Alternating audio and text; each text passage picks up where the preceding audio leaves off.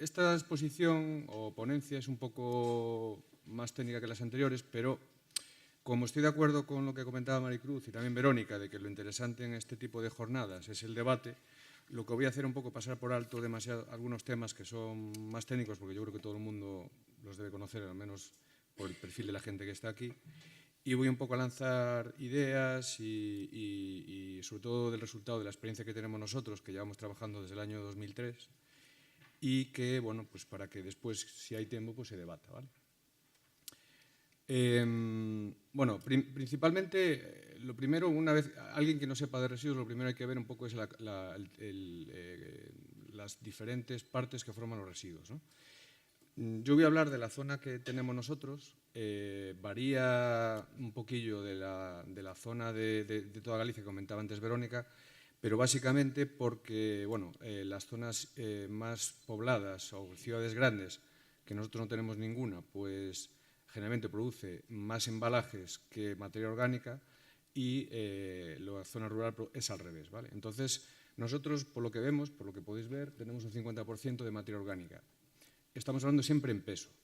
Eso ya nos hace ver que realmente un contenedor ya debería ser para la fracción orgánica, porque estamos hablando de la mitad de la basura. El resto de fracciones, por importancia, pues pasamos del 17% del cartón, sobre el 17% de envases ligeros, el vidrio 7%, textil 4%, voluminosos 1% y resto 4%, ¿vale?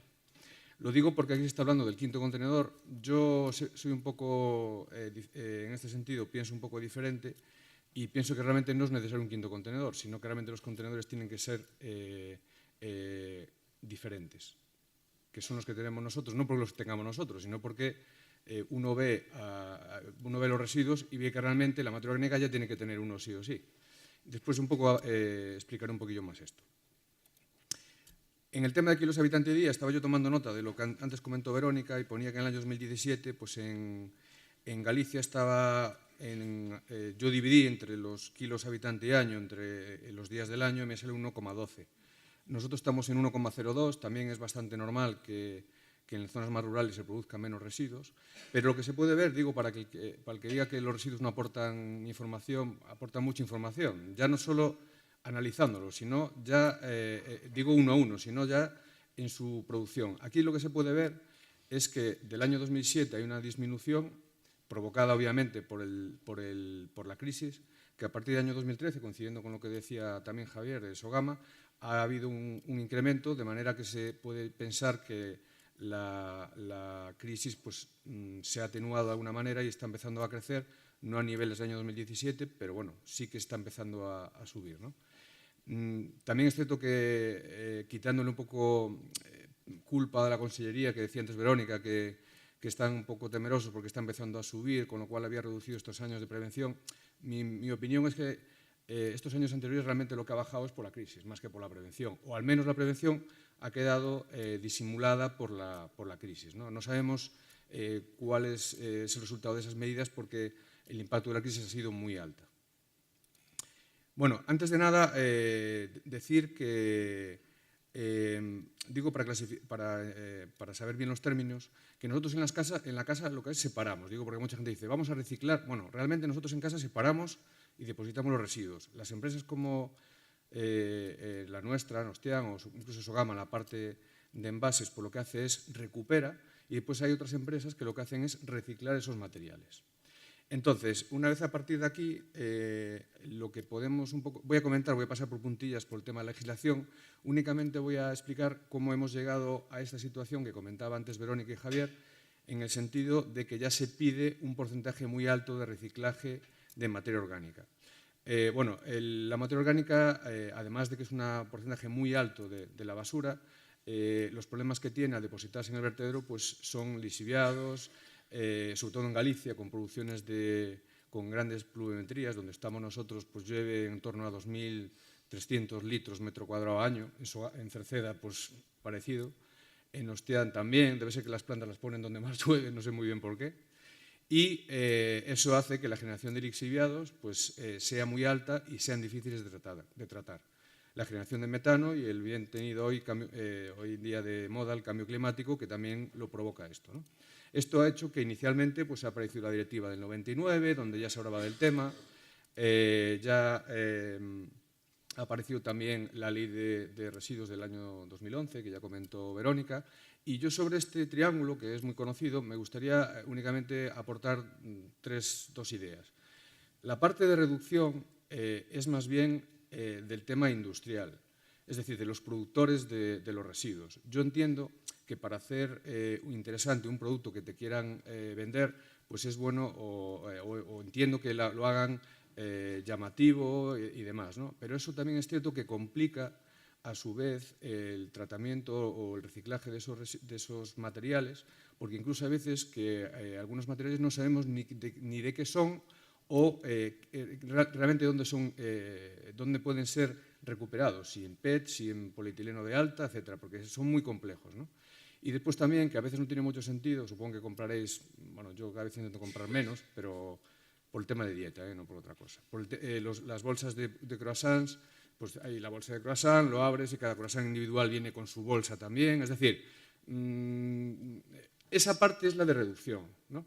Después está la parte de reutilización, que quizás también es un poco el tema de los hogares, pues reutilizar cosas que ya tienes, que sustituyen cosas que ya tienes en vez de tener que comprar otras, ¿no?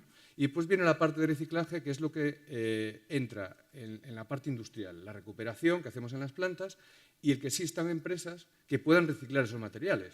¿Por qué? ¿Por qué digo esto? Porque, claro, como ha pasado recientemente, tenemos que ir todo unido, es decir, tiene que ir generándose empresas que sean capaces de reciclar todos los materiales que existen, a la vez que se van fabricando materiales muy complejos que son difíciles de reciclar. Y a la vez las empresas que producen el tratamiento que están tratando tienen que generar sistemas más eficaces.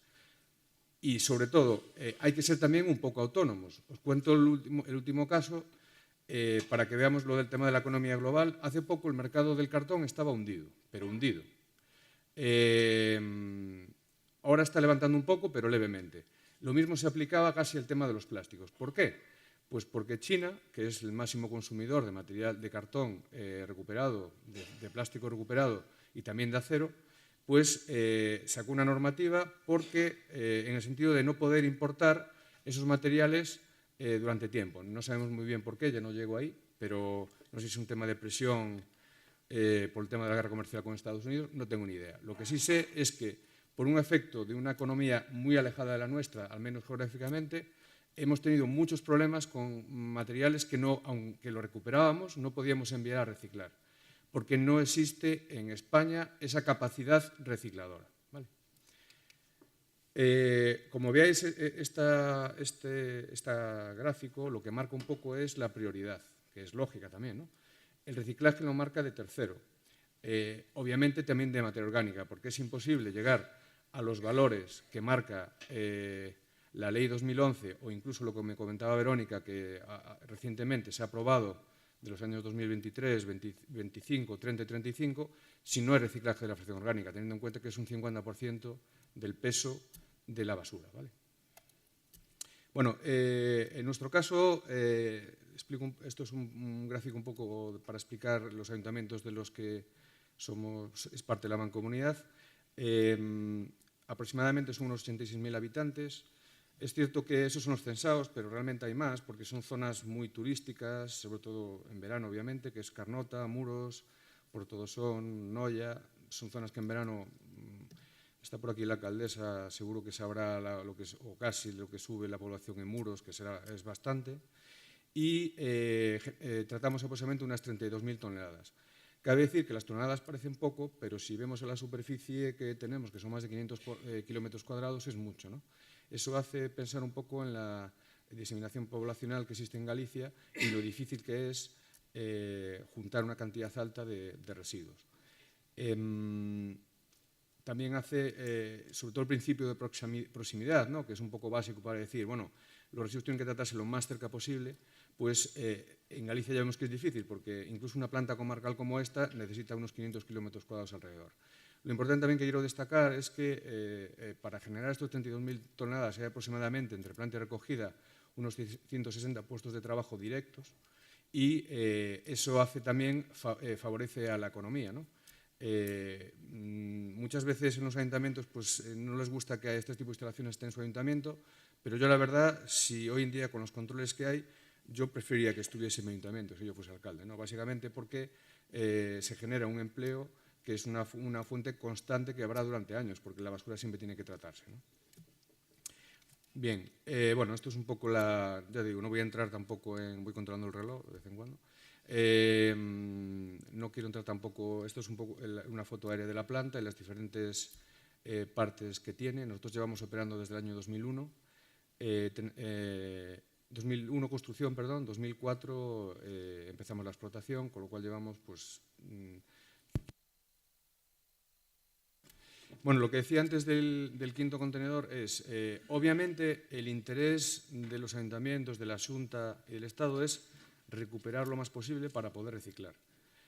Para eso existe un contenedor de amarillo, generalmente la mayoría de Galicia, que es el que llegan los envases que se recuperan, y un contenedor todo uno, o bolsa negra creo que también se le llama, donde llega todo lo demás, salvo papel y vidrio.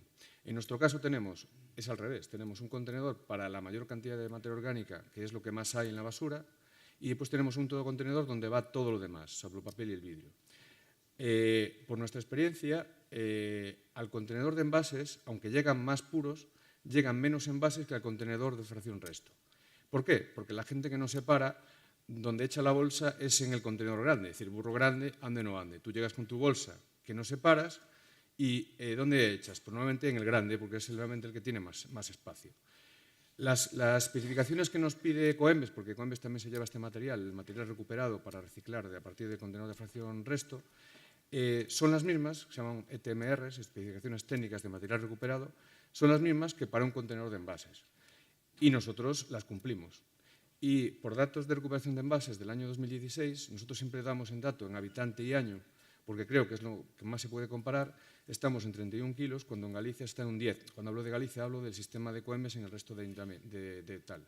Con lo cual eso quiere decir que podemos recuperar más envases, pero porque hay más envases en el contenedor, no porque lo hagan peor en el otro sistema, sino porque llegan menos envases a la planta de clasificación de Sogama y recuperan muchísimos, pero en kilos por habitante es menor.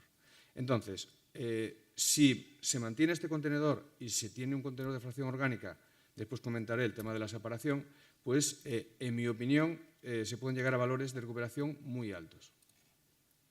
Bueno, aquí es un poco lo que se pide que vaya a contenedor de fracción orgánica, que básicamente son restos de comida, restos de poda de huerta y en general todo lo biodegradable. Aquí en tema de restos de poda, como comentaba también Verónica, hay que decir que la gente confunde un poco, vamos a ver, la hierba, por ejemplo, es compostable, pero un material leñoso no vale para compostar. Lo que sí nos vale es para aportarlo como material estructurante.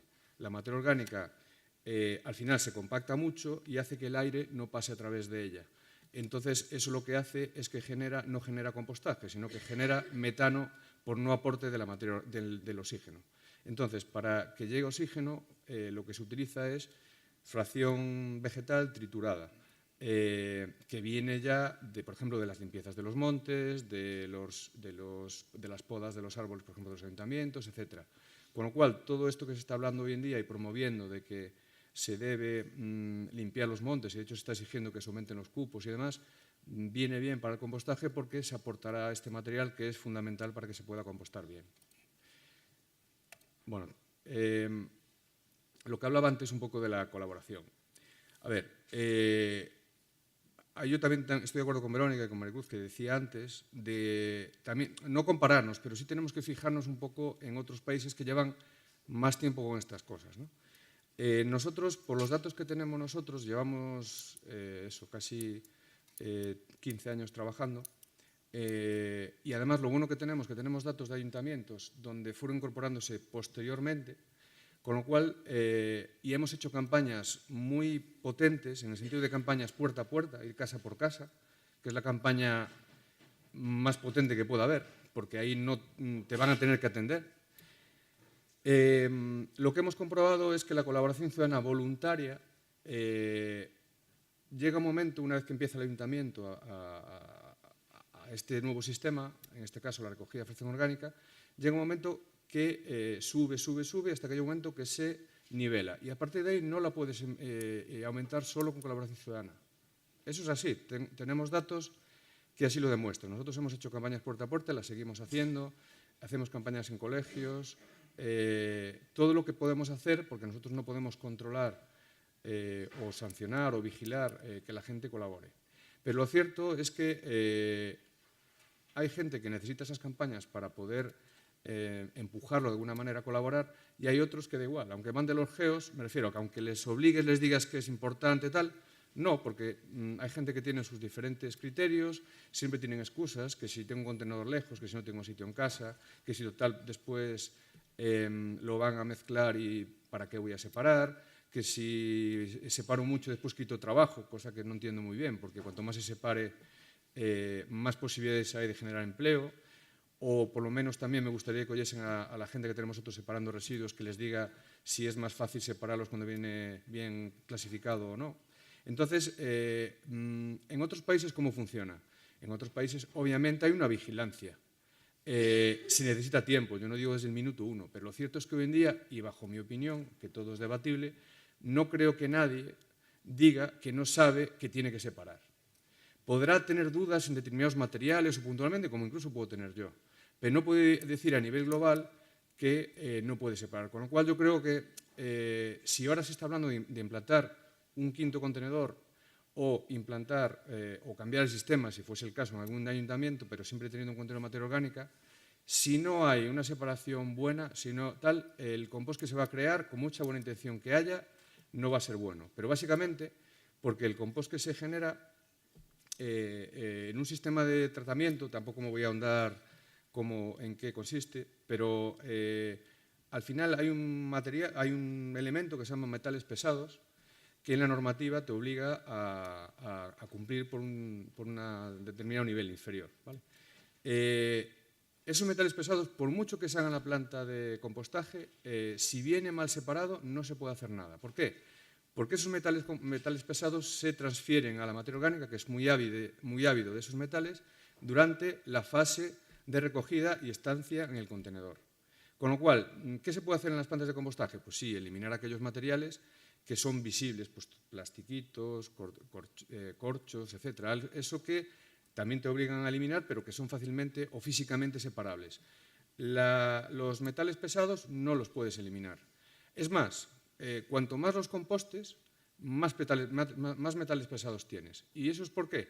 Porque obviamente el compostaje consiste en que la materia orgánica reacciona con el oxígeno, el CO2 se va y te va quedando un material que cada vez tiene menos peso. Si los metales pesados no desaparecen, en proporción con el peso que tiene, aumenta. Lo que decía Verónica, el 5% de impropios, eso es lo ideal. Con un 5% de impropios se puede conseguir un compost muy bueno. Normalmente hay 3 tipos de compost, clase A, B y C.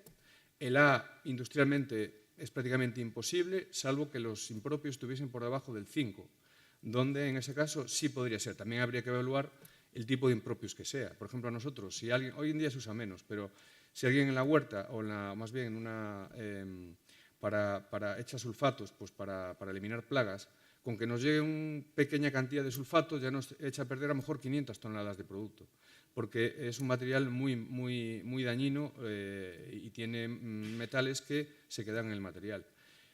¿En cuánto estamos nosotros? Estamos en un 30% de impropios y llevamos 15 años trabajando. Con ese 15% de impropios es muy difícil hacer un compost bueno. Nosotros la clase que tenemos lo tenemos registrado y tenemos clase B, pero clase B o tipo B lo tenemos algunas veces, la mayoría de las veces es tipo C. También es cierto que siempre quise saber de dónde venían las clases del compost, porque no entiendo por qué el nivel se pone, por ejemplo, en 150 ppm de plomo y no en 190. La verdad que nunca he conseguido saber de dónde venía. Supongo que alguien en un principio las marcaría y ahí quedaron. Digo todo esto porque hemos hecho proyectos con la Universidad de Santiago, la Universidad de Vigo, para ver realmente la afección de los terrenos por la mayor o menor cantidad de metales pesados. Y vemos que realmente la normativa, que tampoco es de la Xunta, es una normativa a nivel europeo, ¿Por qué? Porque esos niveles y realmente la afección real sobre el terreno. Y vemos que tampoco hay una relación real, no hay un comportamiento similar a los límites que se marcan. Es decir, con niveles más altos de materiales no afecta para nada al suelo, y también hay que evaluar el tipo de suelo, que no todos los tipos de suelo son iguales. Bueno, tampoco me quiero alargar porque me queda poco, ¿no, Javier? Es que se me borró el... Bueno, durante el proceso de compostaje, únicamente comentar algunas cosas. Es muy importante la temperatura, no es bueno pasar de 65 grados porque los microorganismos que producen el compostaje están cómodos en torno a esa temperatura. Si bien es cierto que hay que meterle un 24 horas aproximadamente por encima de 60 grados para que elimine, por ejemplo, la Escherichia coli o determinadas bacterias que también no están permitidas obtener. Es muy importante que esté bien controlado el oxígeno, la humedad y la relación carbono-nitrógeno. También hay que decir que el proceso de compostaje es un proceso natural. No existe aceleración de compostaje, porque hay muchos tecnólogos o tal, hay un sistema de aceleración. No hay un sistema de aceleración. Lo que hay un sistema es de que tú los parámetros de compostaje los tengas siempre en el óptimo natural. Si están dentro de ese óptimo natural, se puede hacer un compostaje lo antes posible. Después hay cosas que pasan que no sabemos muy bien por qué, porque se forman caminos preferentes del aire, que la madurez del compost no es la adecuada, etcétera, etcétera. Pero bueno, eso ya son temas puntuales, pero lo normal es mantener el compostaje dentro de esos parámetros. Después también hay una dificultad, y es que la humedad durante el proceso de compostaje tiene que ser muy alta, pero cuando tú vas a afinar lo que es la fase final, tiene que ser muy baja. ¿Por qué? Porque haces pasar el compost por mallas muy finas, para eliminar las partículas más pequeñas de sólidos, etcétera, corchones, corchos, etcétera. Y entonces, claro, si la humedad la tiene un poco alta, pues se te va a pegar y pierdes mucho material. Entonces, quiero decir que, y sobre todo en Galicia, donde hay una humedad ambiental brutal, hay que afinar mucho en el tema del proceso de compostaje, de mantener los parámetros en el nivel óptimo y además que la humedad también vaya decreciendo con el paso del tiempo y al final afines con una humedad baja. Bueno, nosotros el compost lo tenemos registrado. No lo comenté, nosotros aproximadamente tratamos de materia orgánica unas 9.000 toneladas aproximadamente, de las cuales al final llegan a compostaje la mitad, teniendo en cuenta que, como os comentaba, que los impropios suelen ser de un 30%, y en el primer proceso de tratamiento pues prácticamente solo pasa un 50% a compostar. Bueno, estos son los resultados que tenemos de reciclaje. Vemos que el objetivo del 2020 del plan de Xeral es un 50%, nosotros estamos en el 37% actualmente. La materia orgánica estamos en 35%, ¿por qué? Porque, curiosamente, la mayor cantidad de materia orgánica no llega al contenedor de materia orgánica, llega al contenedor de fracción inorgánica. Con lo cual, según la normativa actual, solo se puede generar compost a partir de la recogida selectiva. Es decir, que solo se entiende lo que es compost. Aunque nosotros pudiésemos hacer el mismo tratamiento para la orgánica que viene mal separada, ya no se podría llamar compost. Se llamaría biorresiduo estabilizado, que todavía no está claro, porque no está del todo desarrollado, qué se puede hacer con él. Entonces nosotros únicamente compostamos a partir de lo que se recoge selectivamente. Obviamente, si se aumenta la cantidad de materia orgánica que va al contenedor adecuado, el reciclaje se dispararía, porque tenemos prácticamente que pasaríamos del 60%. También tengo que decir que si en nuestro sistema hubiese solo, o la gente se parase bien, y hubiese un contenedor de fracción orgánica y un contenedor de fracción inorgánica con muy poquita materia orgánica, incluso se podría ahorrar en recogida. ¿Por qué? Porque siempre se está con el tema de si hay que recoger todos los días. Yo entiendo que en España, con las temperaturas que hay, porque mucha gente se fija en la Unión Europea, ¿no? Pero en España, con la temperatura que hay, tiene que haber una recogida diaria, pero si la materia orgánica la ponemos en un contenedor toda o casi toda, el otro contenedor sí que podría recogerse menos veces.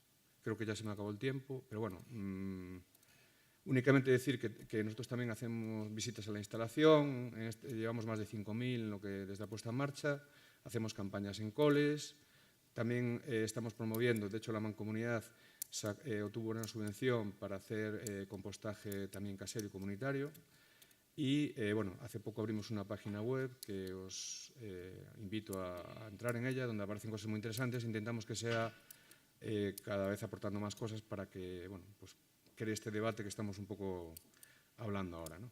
Entonces, bueno, por mí ya creo que casi en el límite.